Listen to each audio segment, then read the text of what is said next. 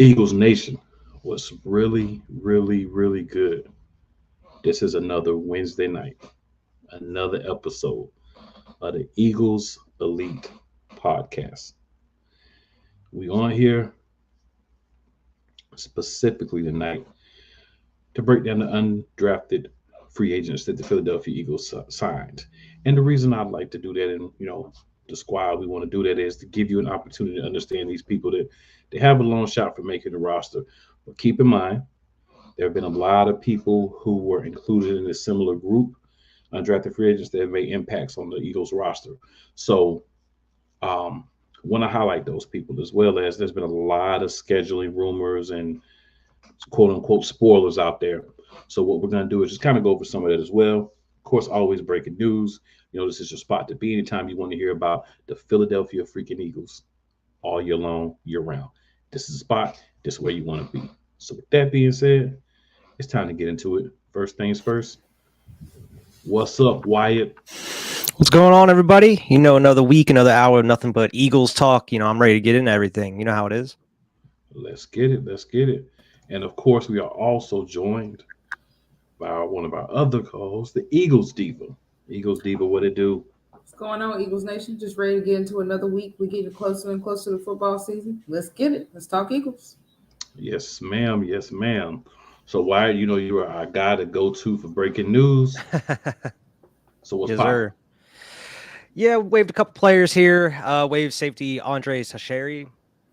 He's gone. And then we also waived a defensive tackle, Marvin Wilson, as well. So, just some camp bodies that were here the past couple years. We got, with the draft and everything and some, free agent pickups, can't keep everybody around. But they could be back on the practice squad. Who knows? Absolutely. Absolutely. All right, we got our first comment here. Philly. Ryan with us as always. Good evening, Philly. Good evening, Philly. What's up, Thanks Philly? Definitely glad to have you with us. So, why any other breaking news? Yeah, the other thing we have here is former Jaguars tight end Dan Arnold signing a 1-year deal with the Eagles here. So we got another tight end back up here, which when we were talking about how we were hoping we were going to get one here in the draft, but Howie was always planning ahead. It seemed like he already had someone in his sights.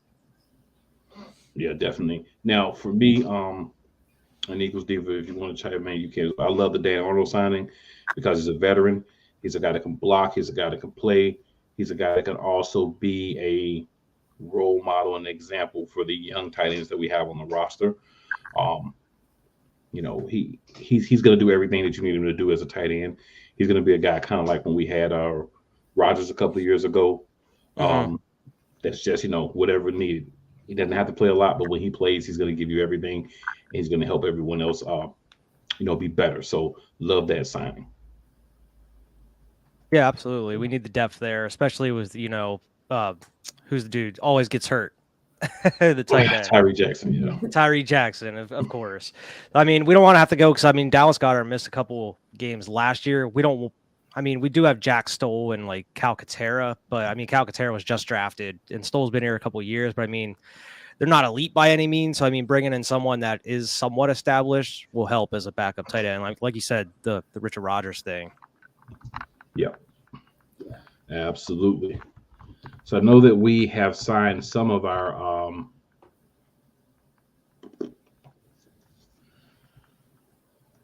I know we have signed some of our rookie class, but we'll just wait until everyone's signed, and in that way we can kind of just talk about everyone's signing when that happens. So we have a lot of schedule leaks that we're going to get to. Just to talk about. And of course, it all depends on, how things go. And of course, there's been some rule changes as well about the NFL schedule. So we'll talk about all that here in a little bit, guys. Of course, we're going to focus on the Philadelphia Eagles, but some of the things will apply to the teams because there'll be league-wide things. But first thing, of course, is we want to do what we do every week, right? And get ourselves in the right mood so we can rock this thing out. In order to do that, there's only one simple thing we need to do.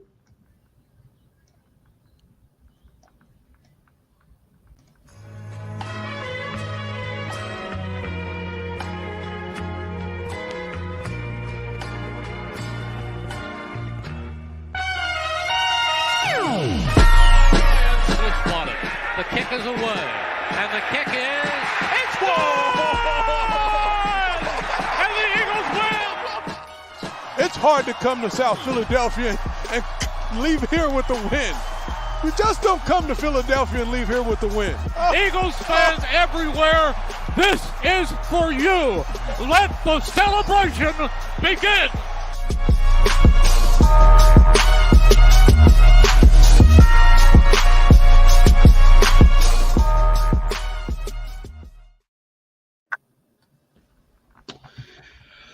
You know, I don't want to speak for you guys, but I can definitely say for me, I love that intro. It gets me ready to go. It gets the juices flowing. Yes, sir. Yes, sir. Definitely. It gets me ready. After I hear that, man, there's only one thing I always think, y'all.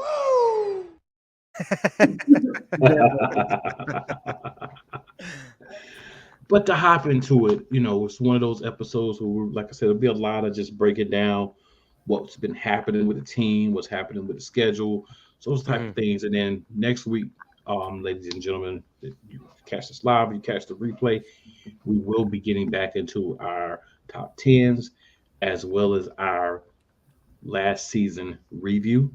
So we'll be hopping back into those things.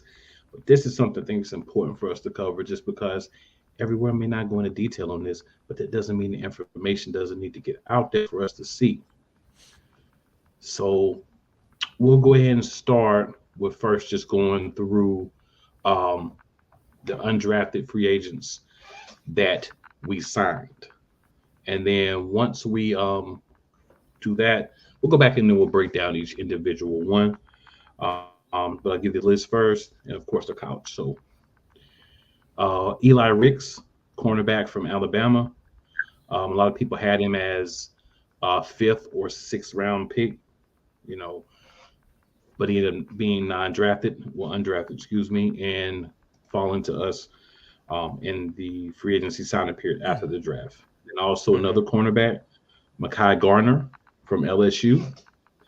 A lot of people had him as a 6th or 7th round pick, anywhere between the 30th and the 45th best corner available in the draft.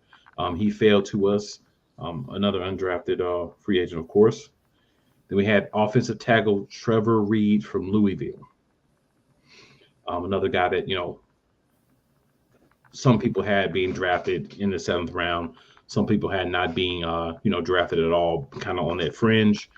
But still, I think a great signing. Anytime you can add another big guy that you can develop, hey, look what we did with Mailata, I think that's a definite positive for the Philadelphia Eagles. And I believe I'm saying this right, Ben Van Summeren, linebacker from Michigan State.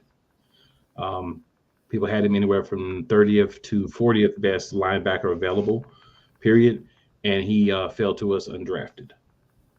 And someone who I had a personal interest in, I thought he would be drafted, but it doesn't look like he was anticipated to be drafted and wasn't. And it's Joseph Ngata, wide receiver from Clemson, anywhere from 49th to 58th, depending on, you know, the service, how he was ranked as far as wide receivers. And then another receiver we grabbed was Jaden Hazelwood from Arkansas. If you notice, a lot of these guys are SEC guys. Makes a lot of sense. That's what people, feel like is the best conference in college football. So if you're going to get talent, why wouldn't you get it from some of those better teams? So it makes sense to me. And he played with we also got a tight end from Colorado named Brady. Yeah, Hazelwood did. Yep. Yeah. He moved around a bit. He was in Oklahoma with Jaden Hurts. And then Brady Russell, tight end from Colorado. We did also grab him. And then we grabbed a punter, Ty Zettner from Kansas State. I like the fact that this is where we went and got a punter, right? Somebody just undrafted free, just a punter. I mean, I think you're looking at some teams that are going out there drafting kickers and punters, and hey, it may be that important to you to have a guy, but I think the way that Howie's been building recently, it makes sense.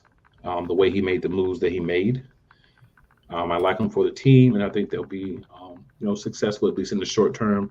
Sometimes it may not be the guy that plays right now, but the guy that learns and the guy that can develop in a year or two. So we'll definitely take a little breakdown of these guys. I don't know if you guys had a chance to um, do any research into the players themselves, but I was able to do some research here, so I have some info if you guys need it. Um, we'll start with Eli Ricks, the cornerback from Alabama. He weighs in at 6'2", 188 pounds. So, Wyatt, we'll start with you. Any thoughts about Eli Ricks? Yeah, I mean, I think it's a good pickup. I don't know too much on him. I did, from what I understand, he did have like some injury history, that from what I saw. But I did see that like he didn't allow like any touchdowns in coverage over like almost 300 snaps. So I mean, it seems like he's a decent player.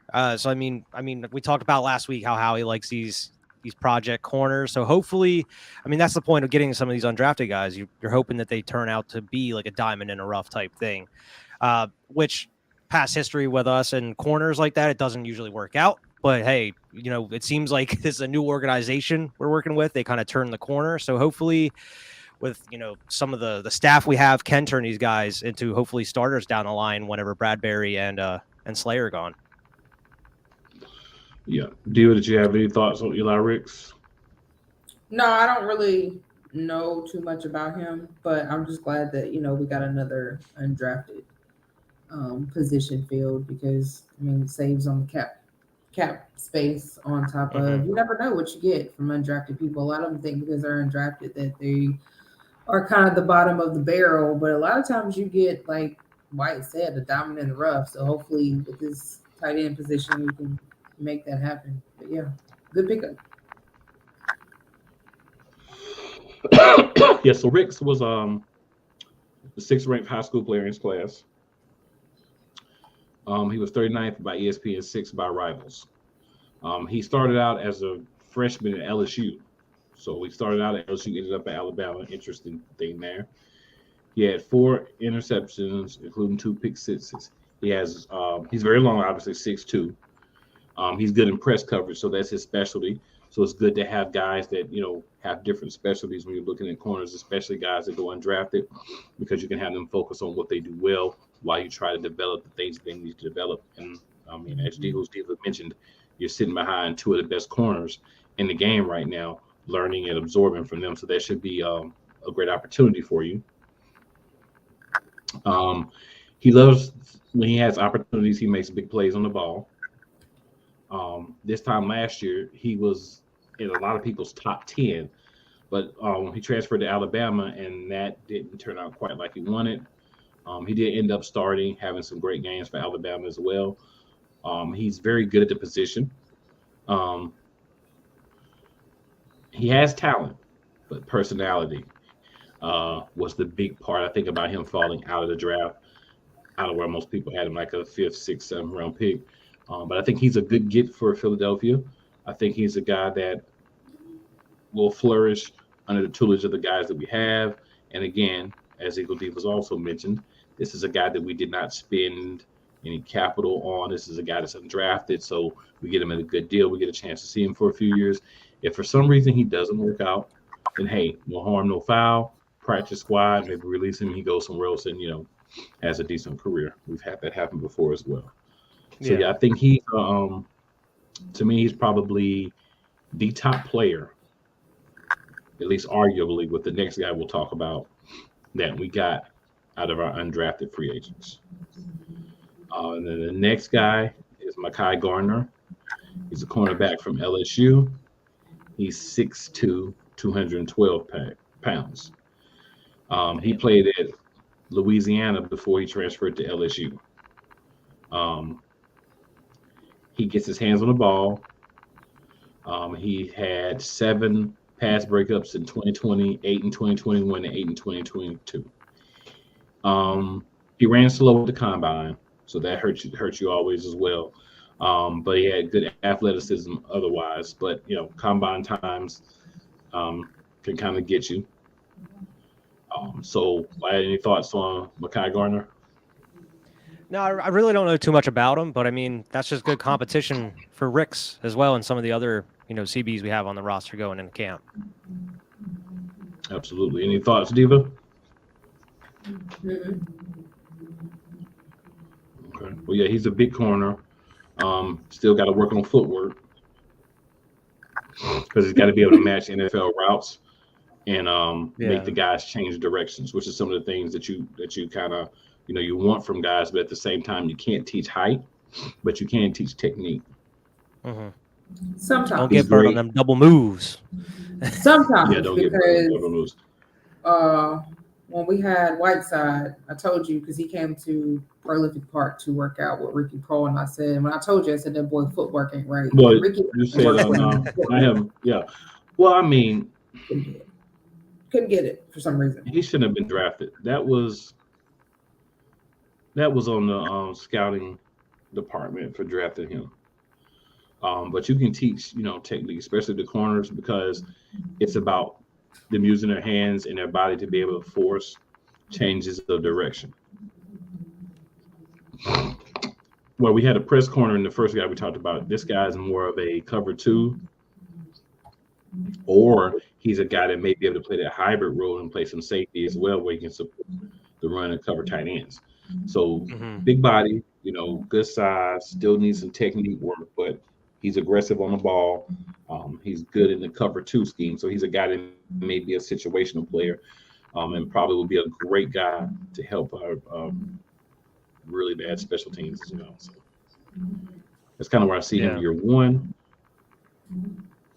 But I wouldn't be upset if he gets some time at corner as well, even if it's just late in those games where we've already hopefully blown another team out, Mhm. just to see what he can do on the NFL field if he makes the roster. All right, and then we have Trevor Reed. He's an offensive tackle from Louisville. He's 6'4" and 311 pounds. He originally played for Damn. Georgia Military College. Yeah, but he transferred to Louisville. He was a starting left tackle the last 2 seasons.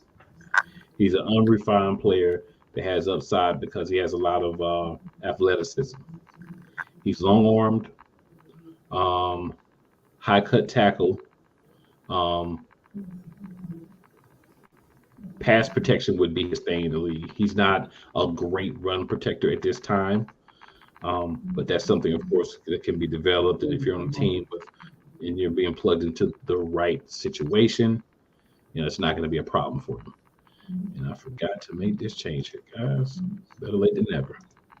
Just dove right into it. And even changed the topic. But oh well.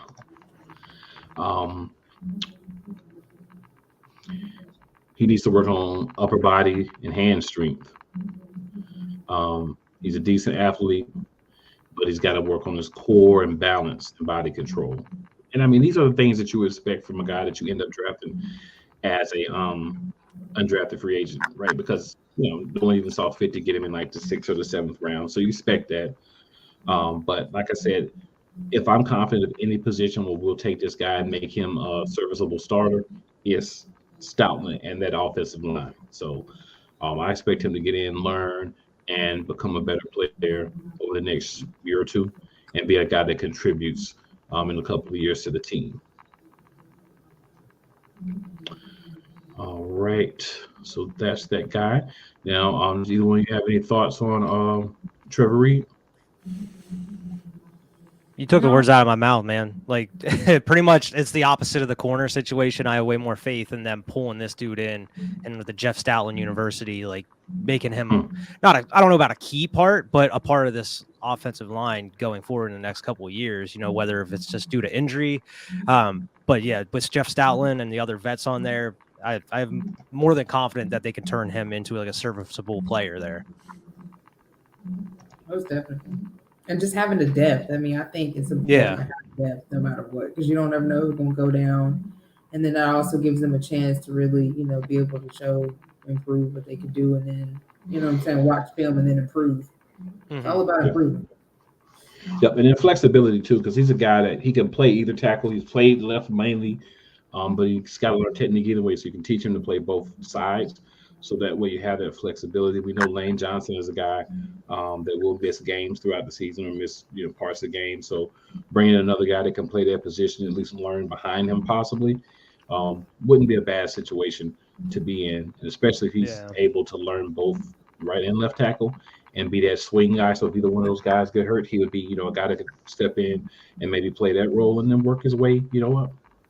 like Diva said, get the opportunity. You show us what you can do in training camp, in the season. And you never know what could happen from there. Yeah. So next we have Ben Van Summeren. He's a linebacker from Michigan State. He's 6'2", 231 pounds. So the interesting part of him is he's considered a athlete more than a football player. He ran a 4.5 40, jumped 42 and a half inches at 231 pounds on his vertical jump. So this guy is an athlete. So the thing with him will be him getting the mental side of the game. Right. Yeah. Not a lot of production. Game tape is meh at best, but he's just athletic. If you can teach him how to do things one at a time, teach him how to cover, teach him how to read the run, right? Different things. If he can get those things, maybe this is a guy when we talk about a guy coming in playing special teams in camp, and in this season maybe improving himself, practice squad, getting time to develop. That could be a possibility for us. This may be that guy. Now in college he had 81 tackles, 2 sacks, and 2 pass breakups. In 2022 he did for Michigan State. That's the only year that he started. So he wasn't a starter until his last year. So that's interesting as well. But the athleticism that he possessed clearly kept him on the field and kept him on the team and in the eyes of the coaches to where he got the opportunity to start this year. So I think more of a project than anything else at this time. But again, a special teams guy, a guy that can get in and make plays in certain situations, situational player and special teams. But you're going to need that. And I wasn't impressed with special teams last year. So I'm all for overhauling that. New gunners, new blockers, new everything for special teams. So he could be one of those guys, I think, immediately and fill that role for the team.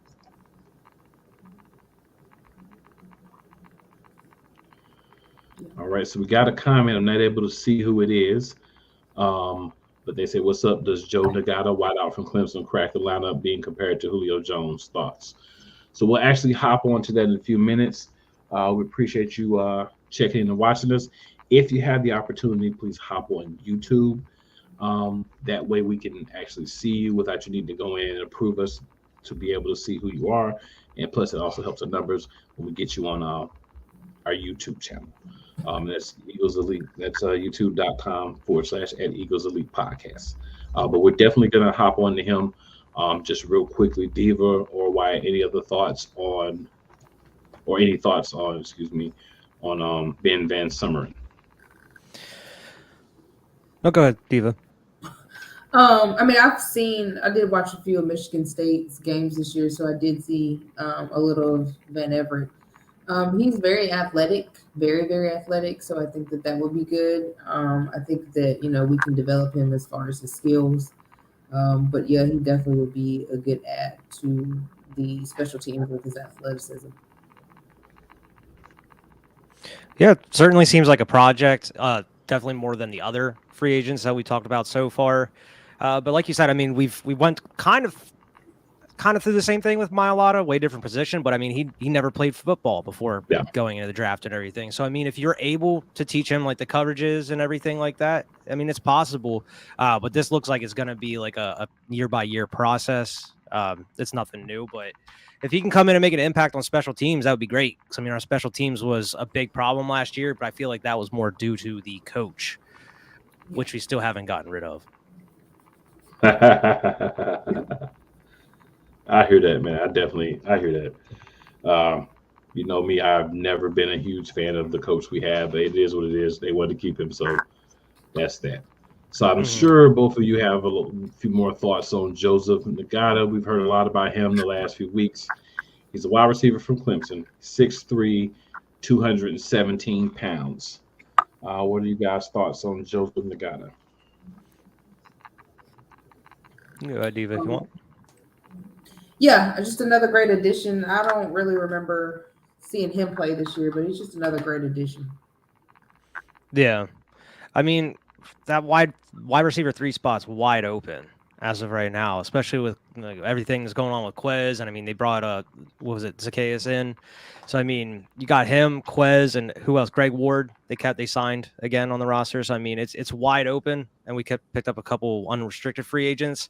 I definitely could see him being like a top candidate for that wide receiver 3 position, unless we go out and get like a veteran of some sort somewhere. But that would be nice to have all young weapons across the board. And like you said, have that third weapon that you were hoping you were going to get in the draft. But I mean, Nick Sirianni loves his speedsters, loves his athletic wide receivers. So, hey, why not? I'd be down for that. Yeah. So he has a 33 and 1/8 inch arms and 10 and 1/4 inch hands. So this guy's got long arms, good hands. So here's some of the things. I know last user was asking. So here's one of the things for me. Over his career, he had 88 catches for 1,287 yards and 6 touchdowns. So I understand solid season this past year. And when he had 41 catches for 526 yards and 2 touchdowns. Injury slowed his progression, and he has difficulty getting open. So to me, that's what separates him from Julio.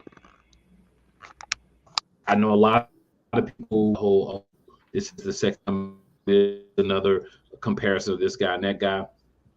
I simply say this. Sean,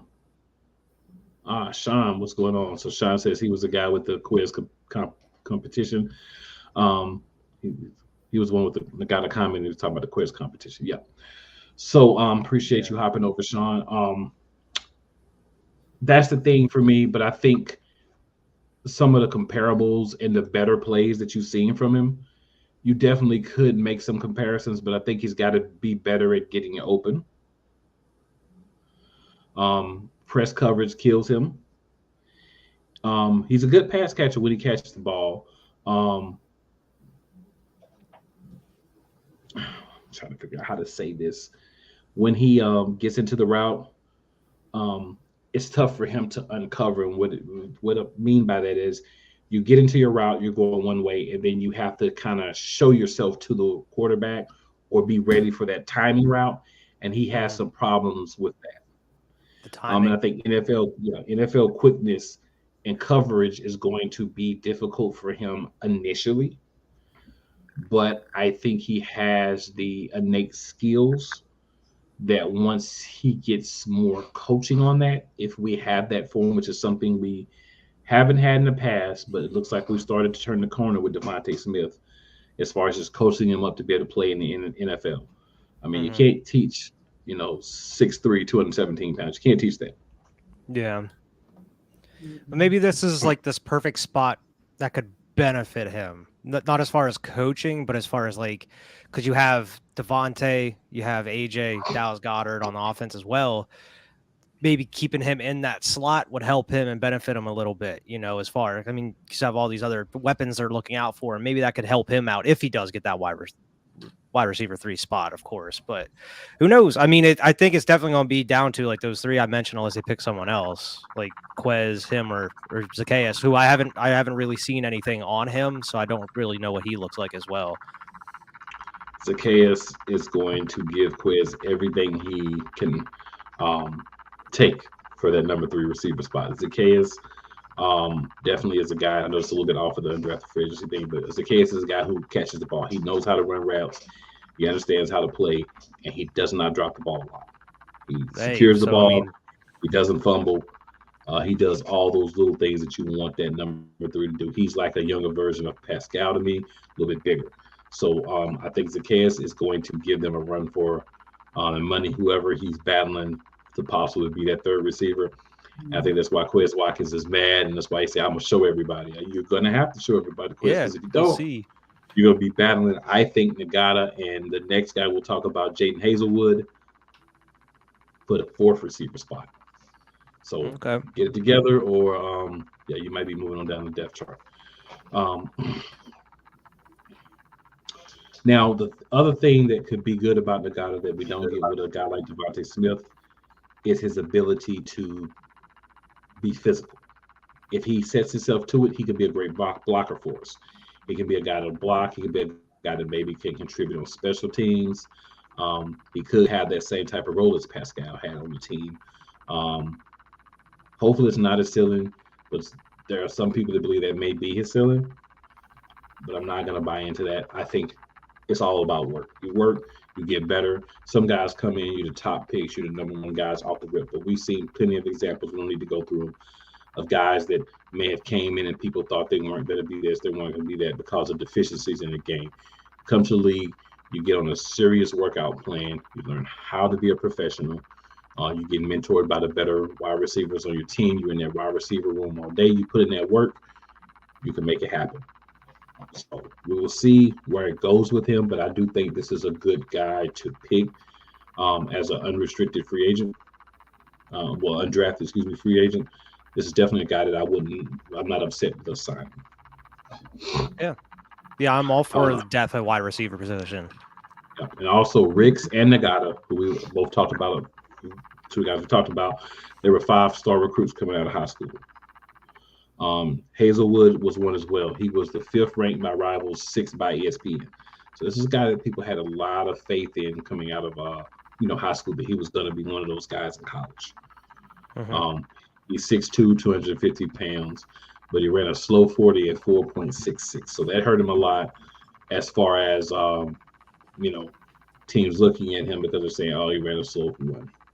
He played 3 seasons at Oklahoma, including one with Jalen Hurts, and then transferred to Arkansas.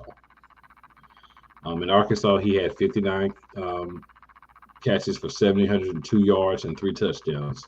He was mostly in the slot, so this is another guy that Quez Watkins is going to have to watch out for. And as Wyatt alluded to earlier, he has a prior connection with QB1. So that could be interesting, and I think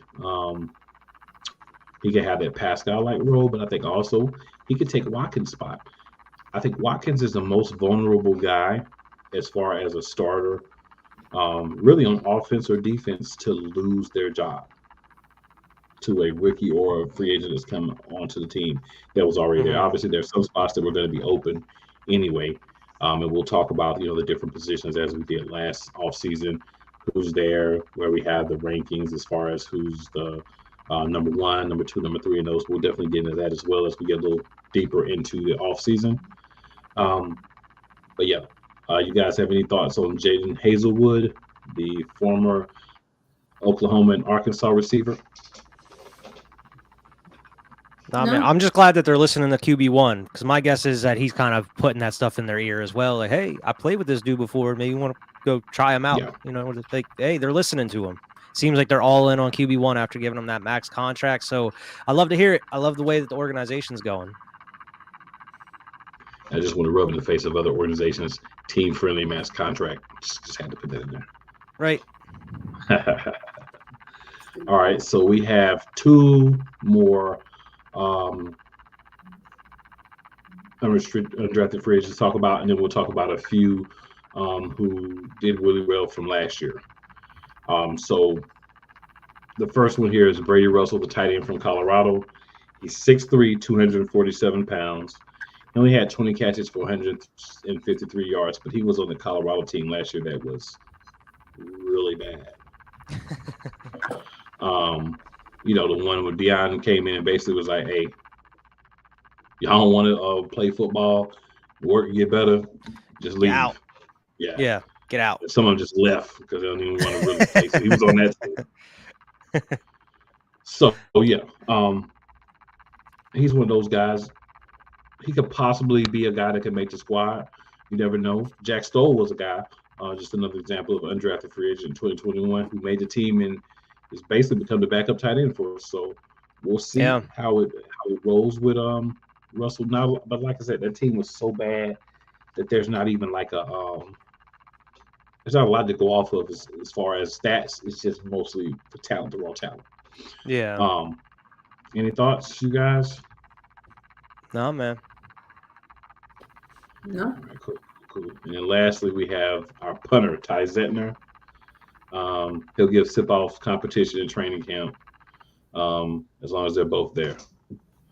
And I mean, that's I actually saw a video of that dude, and he was bombing balls at practice. Hey, we need a punter. I mean, it's easily overlooked because it is a punter and everything. But I mean, if you look at that back half of last season, every time we were punting it, they were getting damn good field position every time. And we just need a dude that can just bomb it, whether it's a touchback or whatever. We need a dude that can bomb it, and it just was not happening with the guy we have. And then like the guy we picked up from the Titans, he did even worse. And he was like a Pro Bowl punter and everything, but his best years were behind him apparently. But yeah, I mean, hopefully with Sipos being back, it'll help. But I mean, he's been so wishy-washy as well. And Zettner's 6'2", 199, so good size, especially for a punter. So that could be beneficial to us as well. Yeah, and I like you said earlier, this is the best way to go about it as well through like free agency and everything. Like, don't bother doing it in like the draft range. I saw like San Fran took a punter or a kicker or something in like the 4th or 3rd round or something. Like, what are you doing?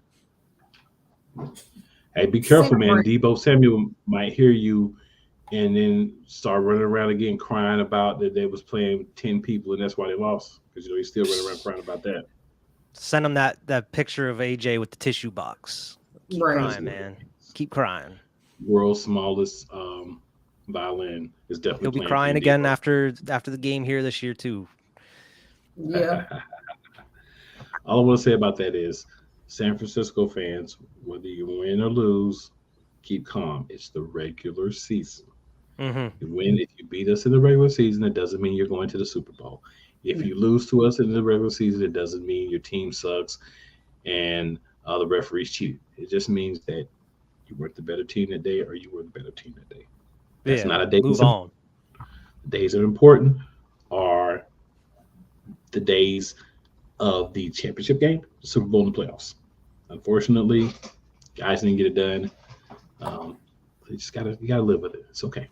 Man, I feel like we got over the Super Bowl way faster than they got over that championship game. Like, come on. They're still not over it. That's what I'm saying. That's what I'm saying. Like, they still talk about it. Like, of course, the Super Bowl hurts, but man, I'm past it at this point. Hey man, I mean, what are you gonna do at this point, right? It's not gonna go back and change. Exactly. Like, what are you talking about? Season. Focus on the season, Debo. And finishing what you think you started last year. So yeah, tell your coach to find a decent quarterback for y'all. That's your problem. Maybe, exactly. Maybe have a better blocking scheme for one of the best rushers, edge rushers. Maybe don't have a backup tight end trying to stop him. Yeah, tell your genius of a coach to fix it. Me too, genius. Yeah, right. Like, oh man, I can't wait to play that. How did our grandparents used to say, and our great aunts and uncles, so smart you're stupid. One of those types. But yeah, so some of the undrafted free agents that we had from last year were Reed Blankenship, a name that we've talked about a lot, Josh Joby, and Josh Seals. They made the roster out of training camp. Britton Covey eventually got added as well.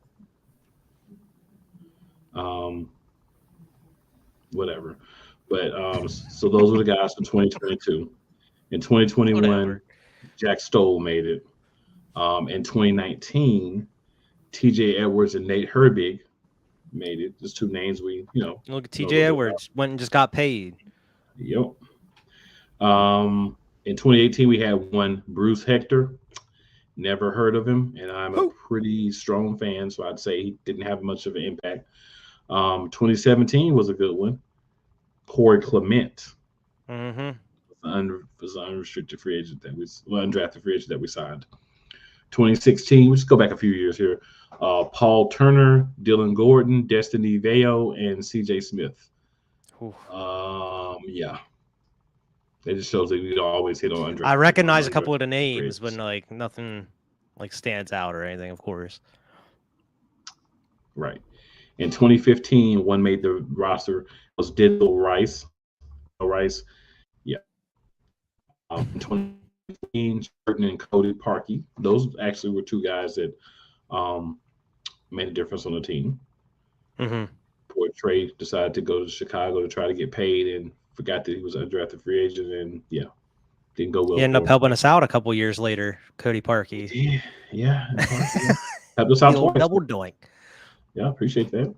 2013, Matt Tobin's name we'll realize. Damian Square was a defensive tackle. We probably won't remember. And then Jake Knott.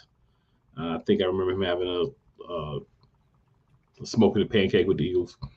And then we'll go. The last one we'll talk about is 2012, where we had two, and that was running back Chris Polk. I remember the name, but I do not remember him for anything. And then wide receiver Demarius Johnson, who I do remember slightly. Mm-hmm. Did you say Mailata in 2019 or 2020? Because wasn't Mailata undrafted? He was a seventh. Oh, he was seventh rounder. For some reason, I thought he went undrafted. He was a seventh rounder. Yeah, he was a seventh rounder. Gotcha. My bad. Yeah. All good. That's what's up, though. We've been hitting on them, a couple of them here and there. Yeah. So it's important to get them. I think it's important to talk about them because they could be major players. Yeah, absolutely. If we were able to afford them, I would have been cool keeping TJ Edwards. But I mean, it's business. That's football's business. Yep. So definitely that. So we got a couple of rumors about some of the games. So here's some of the rumors. I'm sure you guys have seen other rumors, so feel free to throw those out there. Well, but for this, I'm going to go with some that I've heard. So week 1, 2 rumored games are the Cowboys at the Giants and the Panthers at the Falcons. Okay. I've also heard the Birds and the Commanders for week 1 as well. I have heard that as well. That would be interesting. I hope it's not. What I really feel like we should be week one is the Super Bowl rematch. That's what I think should happen week 1. Thursday night kickoff.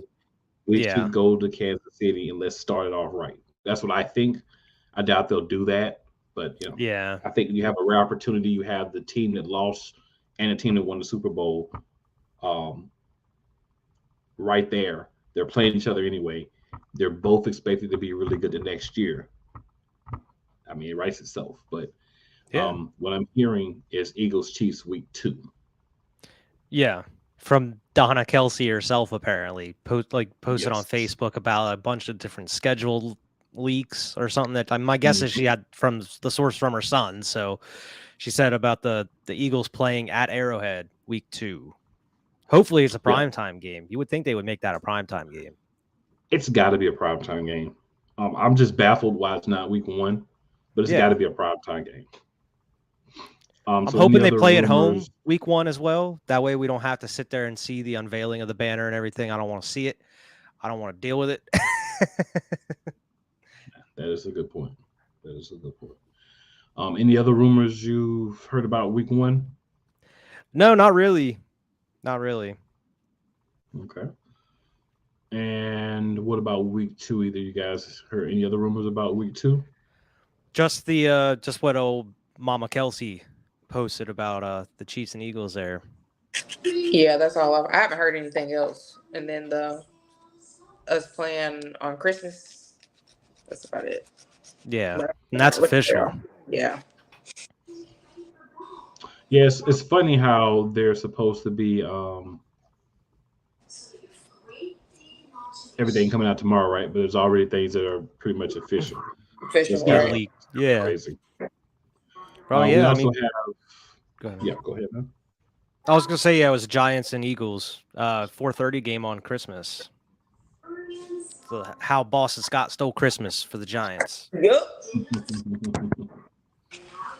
It's crazy that we're gonna be playing them. It's gonna be like week 16, so that's it's interesting. And we got a couple of games, of course, that are gonna be in Germany, in London. Yeah. I'm glad we don't have to play in any of them. Yeah, in any of those games, so that's good to know. The Chiefs are actually going to be rumored week 9 to be playing in Germany. Yeah, against the Bears. Well, I'm seeing Dolphins and Chiefs. Oh, the Dolphins and Chiefs. I Yeah. heard about them playing the Bears possibly too. It could be. I mean, I don't That'd be think any of this great. stuff is set. I'd rather see the Dolphins and Chiefs. The old Tyreek against his former team. No. And if you're in the comments and you've heard any rumors, all right. So Sean did ask us, does the kicker punter give Zidane give Sipos some competition? Definitely does. I hope so. Hope so. Yeah. Definitely. And then Philly asked, are we going to talk about schedule rumors? Yep. There's a lot of rumors out there, Philly. If you guys have any in the chat, make sure you drop those. I want to take a quick few minutes and talk about some of the actual changes that are going to be happening with scheduling. Okay. All right. So before we had things that were a little bit more what's the word I'm looking for here? A little bit more solidified. Like you kind of knew if the Chiefs, just the two teams talked about, or the Jags and Bills or whatever, two teams that were going to be on CBS, right? They wouldn't be on Fox, whatever. So this Eagles year, usually on Fox that's not going when to they're be playing. the case. What's going to happen? Yeah, that no longer. All the games are free agents. So a game can be on Thursday night. Any game can be on Sunday, 1 or 4, or the late night game, or Monday.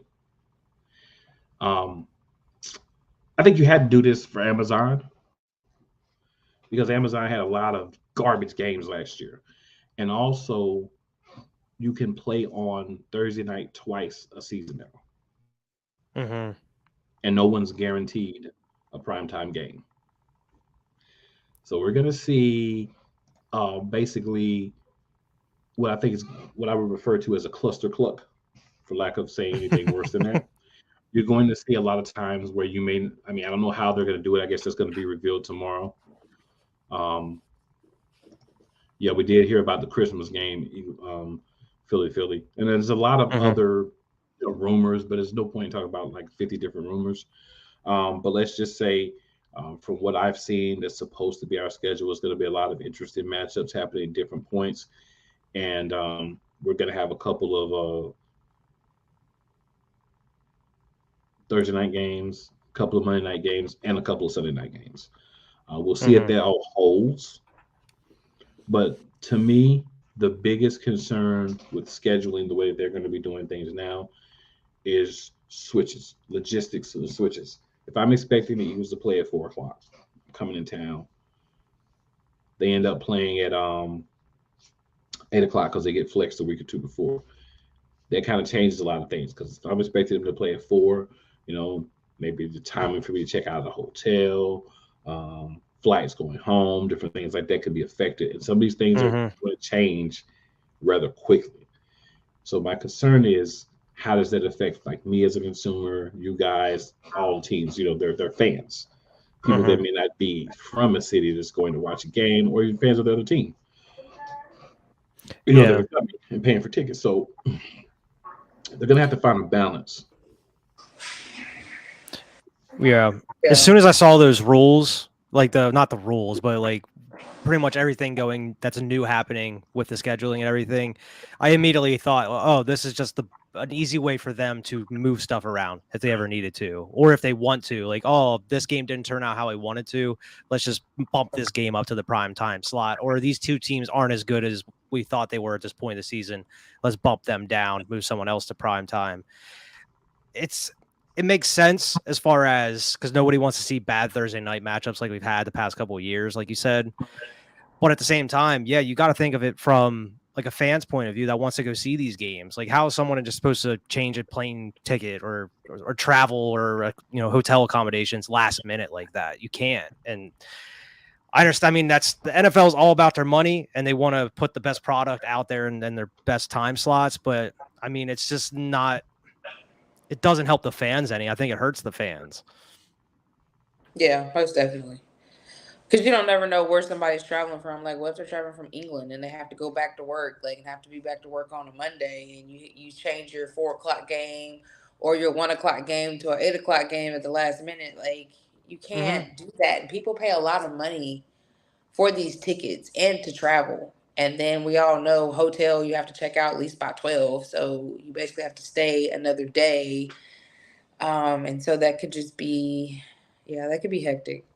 Yeah. And to give you a little bit more breakdown, so there's been a lot of talk about all the different things. So let me kind of explain some of that. Monday nights are flexible now, but Monday night games can be flexed until week 13. Sunday night football can only flexing for Sunday night football can only happen twice between weeks 5 and 10, and you can only be flexed now if you are a 4 o'clock game. So if you're a 1 o'clock game, you cannot be flexed into Sunday night or Monday night. You have to stay at 1 or possibly just go to 4. You cannot be flexed into Sunday or Monday night, which I like. And the reason I do like that is like what we were talking about. If you're supposed to start at 1, you start at 4. You kind of make some things have to see a later flight, but you still should be pretty good. But taking a 1 o'clock game and moving that to Monday, or taking a 1 o'clock game and moving that to Sunday night, that could cause a lot of problems. Definitely. So that's how that flexing is working with Monday night for anybody who was curious of that. Interesting. Did talk about the prime time, no more prime time promises. So you don't get exposure unless you're good. Yeah, I was gonna say it's just gonna be the best teams that are getting primetime games now. Again, like how it should be. Oh yeah. Also, we have to mention Black Friday. So there will be a Black Friday game for the first time ever. Wow. I'm cool with it. More football. Yep. It'll be exclusive to the Thursday Night Football Amazon Prime streaming. So if you don't have Amazon, you won't be able to see the Black Friday game, and the kickoff is 3 p.m. for it. Okay. Sweet. So yeah. So a lot of things changing. They may change the rules on like how often you can be flexed into things after the season, but those are the main changes that are happening this year. And how that affects the Eagles is obviously the Eagles are one of the better teams. So with that being said, good probability that we have 2 Thursday night games. You know, we get flexed in. That's a good and a bad thing. All of you better teams. Wild card Mar, what's going on? And Mar, we'll be hollering at you for the review for that Chiefs game. I don't want to do it, but we got to do it. We got another confirmed game apparently. Check Twitter. That is week 13, 49ers, December 3rd at 4:25 p.m. So that could be a flex game. Could be. That could be flexed. If Quite possible. We are. Yeah, that game probably will get flexed Sunday or Monday night. Doesn't say whether it's in Philly or San Fran though. It's already been determined. We just have to look and see if we have to go to them or if they come to us. Yeah. Yeah, we just have to look at that. But yeah, the schedules will be releasing tomorrow. You never know. We might get a little quick video from us sometime tomorrow. You never know. Once the schedule is released, maybe not, maybe. Just have to tune in to find out how that works. But yeah, so there's so many things going on here. Now, see, this is the kind of comments that we're going to chop and save.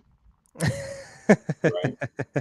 Because you did not do it in the Super Bowl when you had the referee's help. So I don't know what makes you think you're going to do it just because you're in Barrowhead Stadium.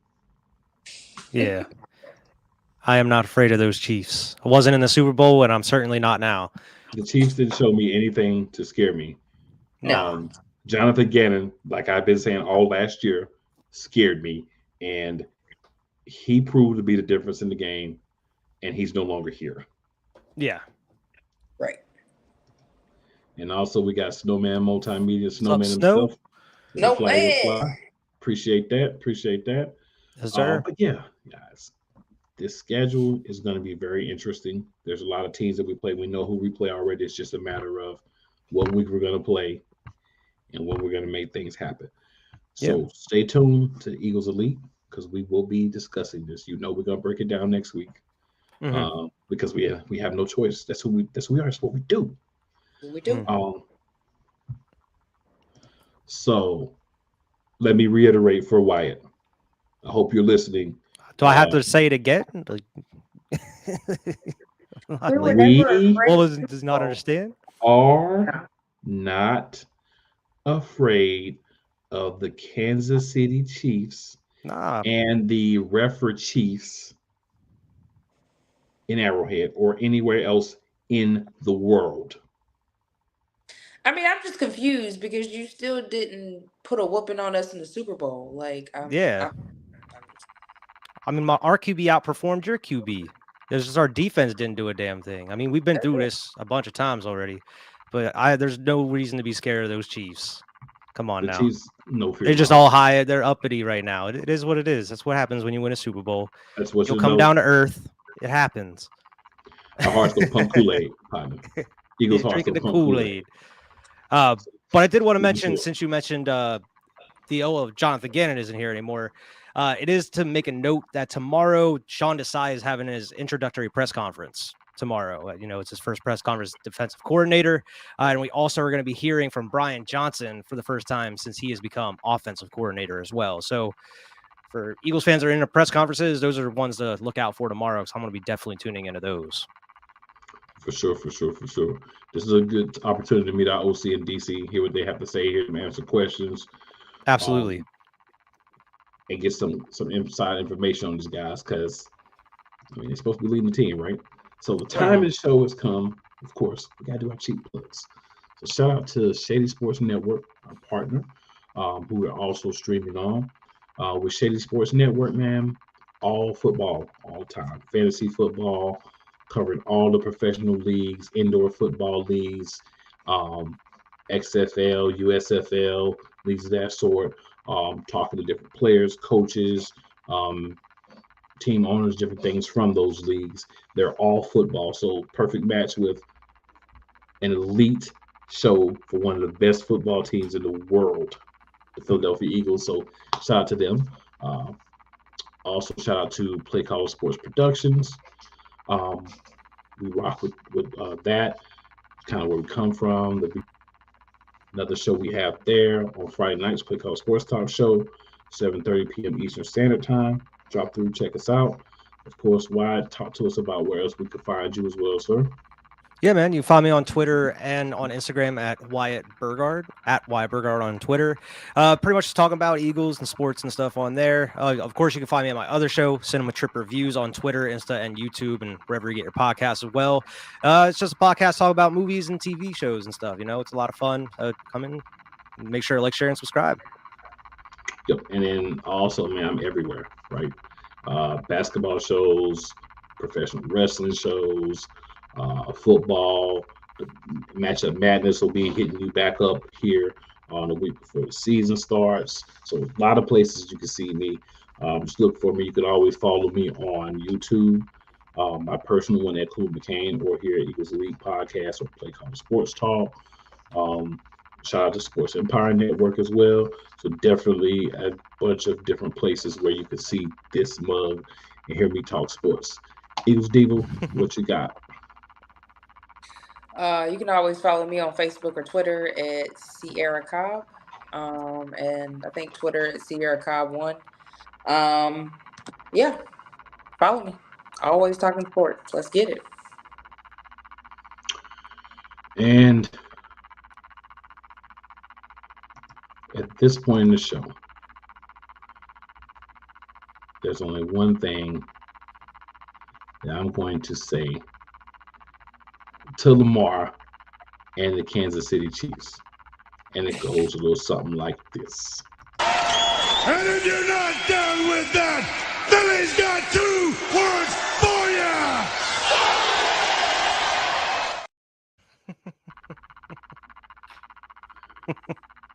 you. So enjoy your championship while you have it.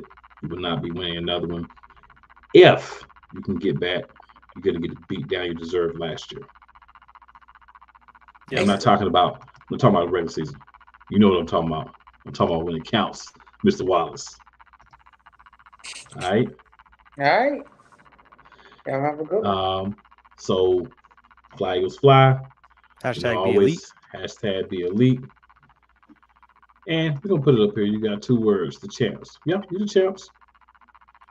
Make sure that payment goes through to the refs, and make sure that payment goes through to your drug provider for Mr. Mahomes. He hopped back out and act like there was no injuries for the first half. So make sure those payments go through because those things come out later. Yeah, you might get a slap on the wrist. They won't do anything much to you because the refs were even for you. So why would the league do anything to you? But with that being said, we're going to end for the evening. I appreciate everybody that watched. Yes, if sir. you like the show, man, share it. Make sure you subscribe if you haven't already. Make sure you also subscribe to Shady Sports Network. Check us both out. All the places you can find us. And Lamar. Bro, you're the one coming and watching Eagle shows. What does that say about we're you? not going to be. Like, At this point, Lamar, you just trolling. We don't feed the trolls around here, so get going, buddy. Have a good night, buddy. Have a good one.